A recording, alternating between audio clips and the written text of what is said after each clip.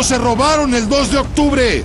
La marcha por la matanza de Tlatelolco se perdió entre el humo de petardos y agresiones. El lado oscuro de la conmemoración rebasó la efeméride. En la retaguardia, unos 200 encapuchados, los autollamados anarquistas, provocaron destrozos en establecimientos comerciales. Saquearon tiendas, rompieron vidrios, dejaron huella con pintas en muros, hasta que se toparon con los granaderos. De las mentadas de madre pasaron a los madrazos, tronaron petardos cerca de Bellas Artes. Desde el aire, esta era la perspectiva del enfrentamiento. Un grupo de granaderos acechaba a los encapuchados, quienes lanzaban piedras, palos, botellas, petardos y bombas molotov. El fuego quemó a un granadero. Los uniformados se defendieron con extinguidores y lanzagases. En Reforma y Bucareli, frente al Caballito, el fragor de la batalla tuvo su clímax. Varios periodistas, entre ellos Rodolfo Valtierra de ONU Noticias, fueron víctimas de las agresiones. Una veintena de violentos fue capturada. Hay 20 heridos. Uno de ellos, Luis Rosales Gamboa, el jefe Apolo, subsecretario de Seguridad Pública. Así se escribió la crónica del 2 de octubre. Ya sabemos quién se ha robado el 2 de octubre. Usted está con uno está en todo. Estas son hoy las noticias en claro. Como ocurre desde hace algunos años, los autonombrados vándalos anarquistas robaron cámara a la conmemoración de la matanza de Tlatelolco. Mientras la vanguardia de la movilización avanzaba hacia el Ángel de la Independencia, la retaguardia nutrida de ultras desató lo que usted ya ha visto en principio, la violencia. Nos robaron la marcha del 2 de octubre, denunciaron integrantes del movimiento del 68. Con uno, Rubén Rojas tiene la crónica. El 45 aniversario del 2 de octubre quedará en la memoria de todos. Inició como una conmemoración pacífica y terminó como se temía, en violencia. Al filo de las 4 de la tarde, los dirigentes del Consejo General de Huelga encabezaron la marcha de Tlatelolco al primer cuadro de la ciudad, con la memoria fresca tras 45 años de la matanza del 2 de octubre. Fue horrible, fue muy agresivo, fue una trampa que nos hicieron realmente. Si ustedes ven cómo está Tlatelolco, era una trampa, una ratonera, ¿sí? 45 años, jefe, 45 años de esto. ¿Qué se ha avanzado? ¿Qué hace falta? Pues que el pueblo se organice y que pida sus derechos y todo eso. Es eso bien fundamental. Miren, la democracia se gana. La democracia es un procedente permanente, global y totalizador. Y nosotros no queremos venganza, queremos justicia. Al paso del contingente, algunos viejos dirigentes recordaban que gracias al 68, México alcanzó la mayoría de edad en participación político-social. La cuestión de la expresión, ya que nos tenían bien los papás y los profesores estrictos, ya podemos opinar, ya podemos ser más libres para expresar lo que pensamos y lo que sentimos. ¿Qué haría falta? Mucho por hacer. Escuelas, hospitales, mejores sueldos. Sin embargo, se había advertido, en el grueso del contingente iba un nutrido grupo de jóvenes anarquistas, quienes en el cruce de Eje Central y Avenida Hidalgo desataron su furia en contra de los granaderos que resguardaban el paso y desviaban la marcha hacia Paseo de la Reforma. Con piedras, palos y bombas molotov, agredieron a los uniformados, quienes respondieron con gas lacrimógeno. Pero ello solo sirvió para prender la chispa de la violencia. A un uniformado le cayó una botella con gasolina y el fuego se apoderó en segundos de su cuerpo.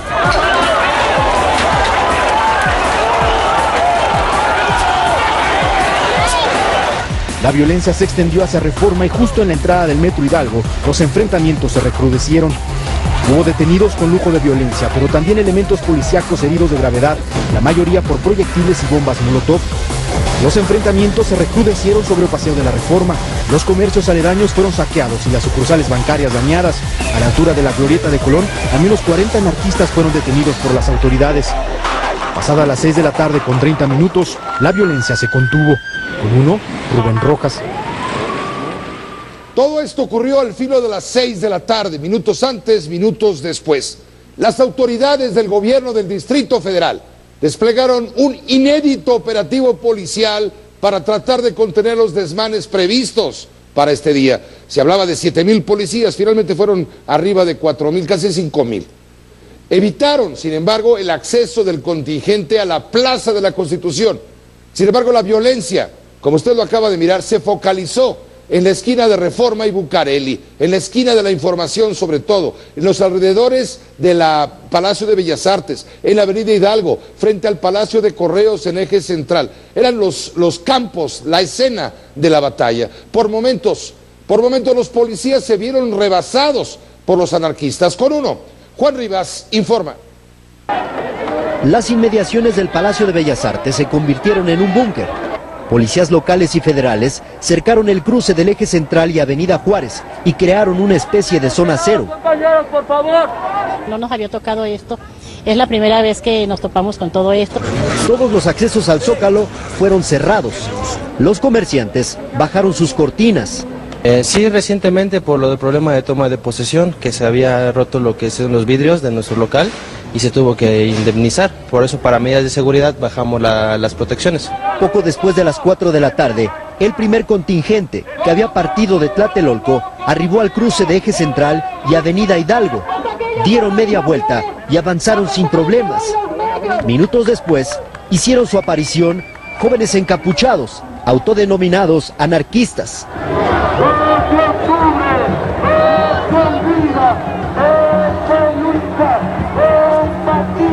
Avanzaron por Avenida Hidalgo y vino el primer enfrentamiento.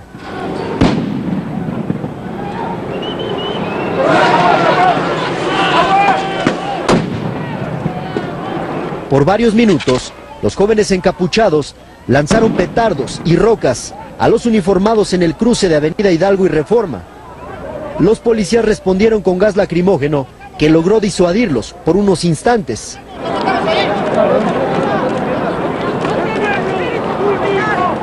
Tras recibir un proyectil en el cuello, así se desplomó un elemento del grupo de granaderos.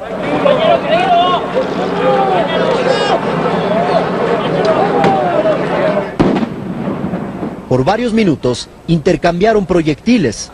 Los jóvenes agresores en ese momento ya eran ajenos a la marcha. Ante el cerco policíaco se replegaron. Minutos después vino un segundo enfrentamiento junto a la estatua del Caballito en Bucareli y Reforma.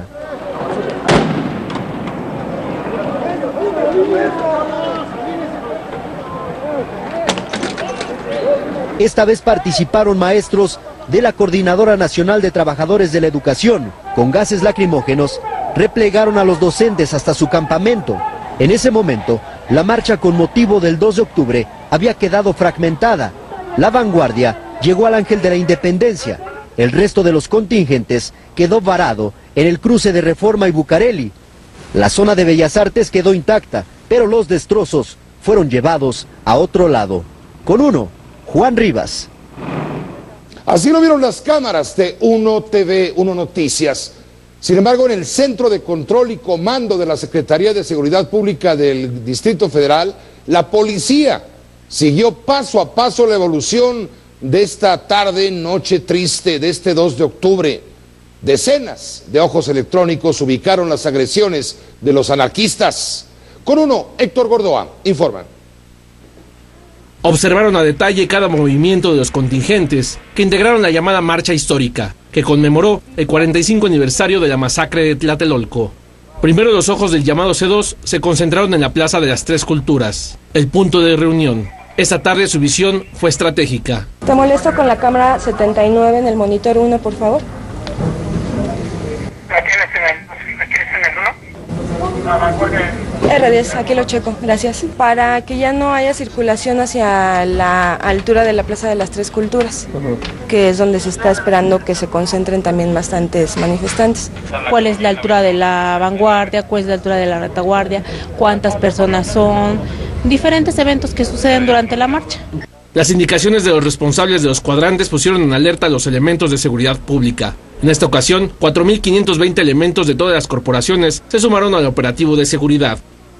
A través de las cámaras fueron identificados quienes encabezaron la movilización, pero un contingente requirió más atención. los anarquistas. Todas las cámaras ahorita están enfocando a los grupos donde ahorita se están concentrando en diversos puntos los manifestantes. Cuando se sale un poquito de control la gente, pues sí, hacen acercamientos más que nada para tener ubicados a la gente que está haciendo perjuicios afuera en la calle, ¿no? Poco antes de las 3 de la tarde inició la marcha.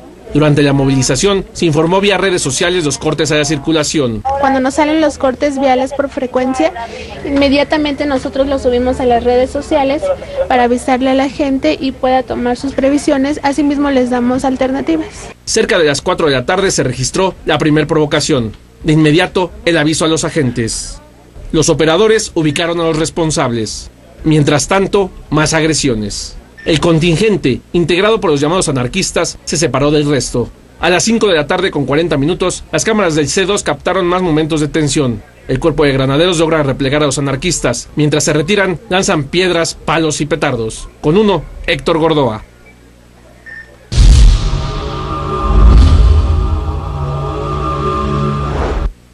Vamos a enlazarnos en este momento en vivo y en directo con mi compañero Juan Rivas, reportero con uno. Vamos a la zona donde ocurrieron los enfrentamientos de esta tarde, sobre todo en Paseo de la Reforma, donde se notan con mayor evidencia las huellas de lo ocurrido.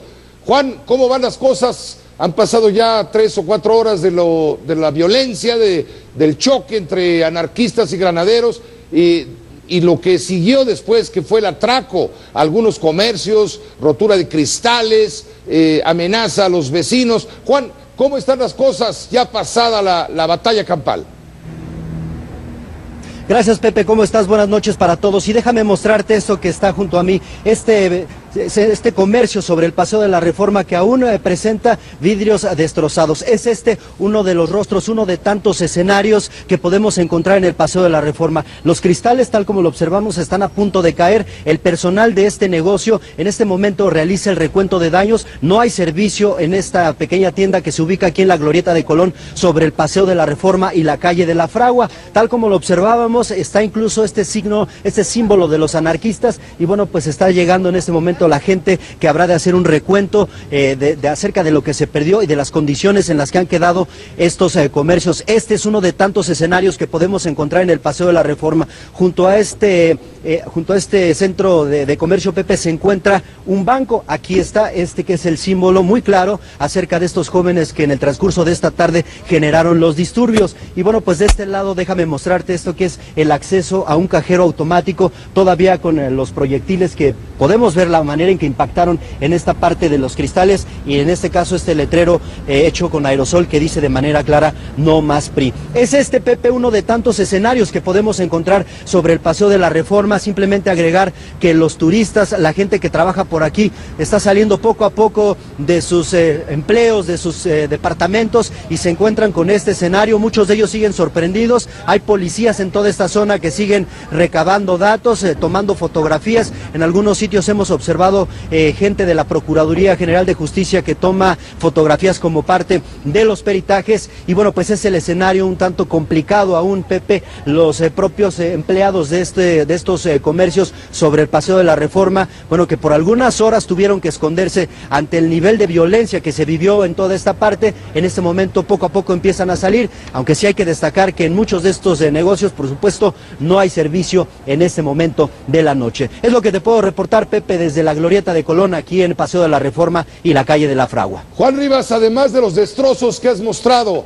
a través de las cámaras de Uno Noticias, también hubo atracos a estos comercios que fueron dañados. Tú muestras una parte de la zona donde se evidencia con mayor claridad la violencia que allí ocurrió, pero tenemos reporte de vecinos que tuvieron que atrincherarse. Me refiero a vecinos no habitantes, sino vecinos que tienen ahí sus oficinas, sus comercios, en fin, y que durante todo el tiempo que duró la violencia, cerca de 2 horas, estuvieron materialmente atrincherados. Yo hablé con alguno telefónicamente y me decía esta tarde que estaban muertos de miedo, que no querían salir, que piden por favor a las autoridades del gobierno de la ciudad que ejerzan toda la fuerza que les brindó la elección que los llevó al poder para garantizar la seguridad de quienes ahí están, quienes están cansados, están hartos de todo lo que está ocurriendo. Juan, hubo saqueos también.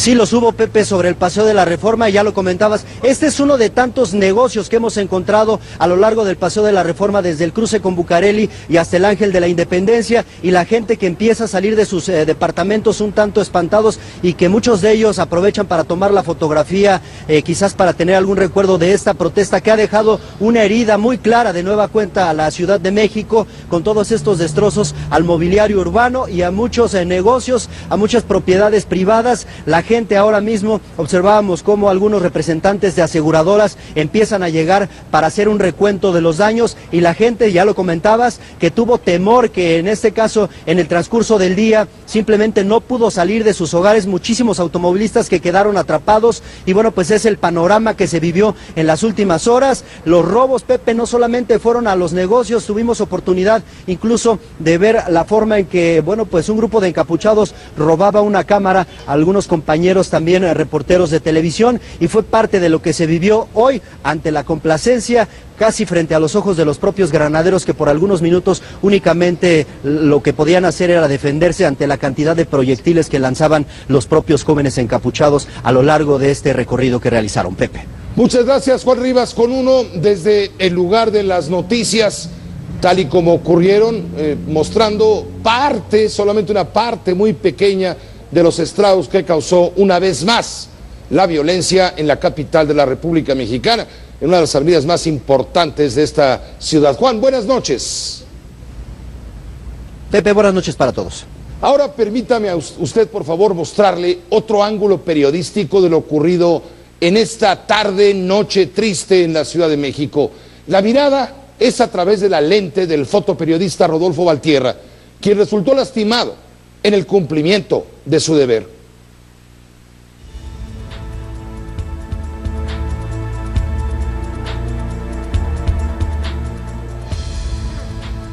Para narrar estas imágenes de Rodolfo Valtierra, permítame referir lo que esta noche nos dijo Gilberto Guevara Niebla, fundador del Consejo Nacional de Huelga del Movimiento Estudiantil del 68, preso de conciencia, quien purgó casi 3 años en Lecumberri y otros tantos en el exilio.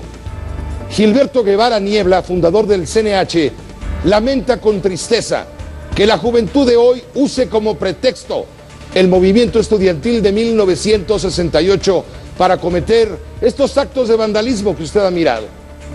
Gilberto Guevara nos dijo que el movimiento del 68 tenía ideales, que aquellos estudiantes de entonces pretendían construir un mejor México, y hoy, dice con tristeza, lo único que buscan estos jóvenes vándalos es destruir. A estas alturas, Gilberto Guevara Niebla lamenta el movimiento del 68, dice, ya no merece esa efeméride ni un minuto de silencio. Joaquín Sabina preguntaría, ¿quién me ha robado el 2 de octubre?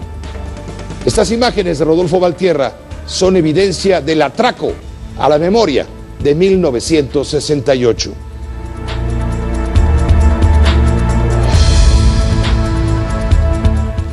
Esto en el DF. En varios estados de la República, el 2 de octubre también se conmemoró con marchas, manifestaciones. Algunas no fueron como en el DF, algunas fueron pacíficas, pero otras como la de Zacatecas, Michoacán, Oaxaca, también, toda proporción guardada, derivaron en violencia. Con uno, Adriana Matamoros informa. Los 45 años de la matanza de Tlatelolco también fueron recordados con manifestaciones en diversos estados y en diferentes tonos. Alrededor del mediodía en Chiapas, miles de maestros, estudiantes de secundaria, universidades y una fracción del sector salud conmemoraron el 2 de octubre y rechazaron las reformas estructurales. En Zacatecas, estudiantes de la Universidad Autónoma irrumpieron en las instalaciones del Palacio de Gobierno para demandar atención a los problemas que presenta su institución. Mientras en Michoacán, normalistas secuestraron autobuses de la terminal camionera en los que se trasladaron a la Ciudad de México y a Morelia, en donde realizaron un mitin frente a la Casa de Gobierno. De manera pacífica en Puebla, 500,000 de estudiantes de distintas universidades marcharon. Entre risas, carreras y consignas pidieron unión para enfrentar los problemas que atraviesa el país. Escenas pacíficas también se vieron en Toluca, Estado de México, y en Jalisco. Pero no así en Oaxaca, donde antes de llegar al zócalo de esa ciudad, los llamados anarcopunks golpearon a un grupo de policías e intentaron prenderles fuego. Además, como en otras ocasiones, destruyeron negocios y rompieron vidrios. En Durango también anarquistas se unieron a maestros y estudiantes, realizaron pintas en el centro histórico y colocaron mantas en una sucursal bancaria. Con información de corresponsales, con uno, Adriana Matamoros. Esto en la República Mexicana, en algunos puntos le digo álgidos, como el caso de Michoacán, de Zacatecas, en fin. Pero volviendo al Distrito Federal, además de todo esto que ya narramos, antes por la mañana hubo marchas de la disidencia magisterial, de los maestros de la coordinadora. Esto provocó, una vez más, cortes viales sobre Paseo de la Reforma. Esto mientras una comisión de maestros llevaba a cabo un encuentro con el secretario de Gobernación, Miguel Ángel Osorio Chong.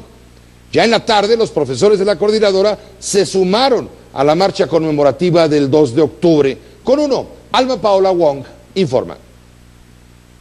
La CENTE inauguró las protestas del 2 de octubre.